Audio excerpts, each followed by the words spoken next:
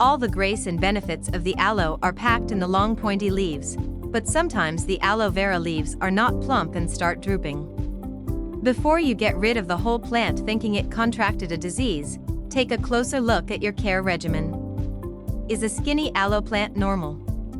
The aloe vera, botanical name Aloe barbadensis Miller, is the most common aloe type picked as a houseplant. When the aloe vera receives proper care, the leaves are plump, stiff, and fleshy. Skinny aloe is a sign that something is not right with the condition you've provided for it. The common problem is the location. The aloe vera needs 6 to 8 hours of direct sunlight. Lack of sunlight results in leggy, skinny, and runny plants. It is considered the medicinal type due to the many health properties packed in the leaves. However, not all aloe plants have medicinal properties. Why are my aloe leaves thin? There are several reasons: lack of sunlight, overwatering, unsuitable temperature, and small container. Most often, thin aloe vera leaves indicate that your plant is not getting watered as much as it requires. Overwatering can also make your plant leaves thin. Soggy soil causes the aloe plant's roots to rot. Wet soil is the perfect environment for the development of mold, bacteria, and fungi.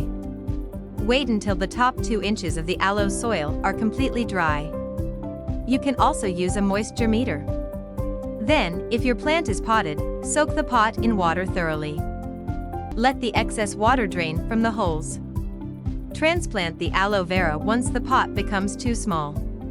Once the top part of the plant becomes too tall and heavy, it's time to repot the aloe. How to prevent thin aloe leaves. Once you get your aloe vera, plant it in a mix of well-draining soil, gravel, and sand. Pick a pot with drainage holes.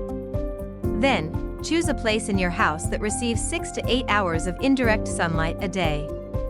Don't place the pot in a partially lighted spot. The leaves will stretch to the light source, resulting in a disproportionate plant. You can switch locations and rotate the plant periodically. If the weather allows, you can keep it outside for half the time. Brown aloe vera leaves. Direct sunlight is the leading cause of browning and wilting aloe leaves. Intense sunlight can burn the leaves, causing dry tips, yellowing, and eventually wilting. It also dries out the soil quicker, requiring regular watering. What can kill an aloe plant? Aloe vera is not a hardy plant. It won't tolerate temperatures below 55 degrees Fahrenheit or frost. If it experiences any frost, the leaves will turn brown and fall off. If you forgot your aloe vera outside during the night, bring it inside to a warm temperature. Don't expose it to too much light and let the dead leaves fall off on their own. Benefits of aloe vera leaves. The fleshy aloe vera leaves are filled with a soothing gel. The thick substance packs a ton of amino acids, vitamins, minerals, and antioxidants.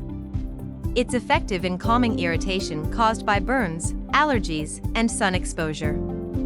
The aloe vera plant acts as an air purifier too. It takes carbon dioxide and produces oxygen even at night. Aloe vera can also decrease the amount of benzene and formaldehyde in the air. Once you get an aloe vera plant, you're expecting it to grow into a showy plant with thick, plump leaves. Ending up with thin and runny leaves is not on your agenda. Just follow these useful tips to enhance its beauty and health. If you liked this video, don't forget to like and subscribe.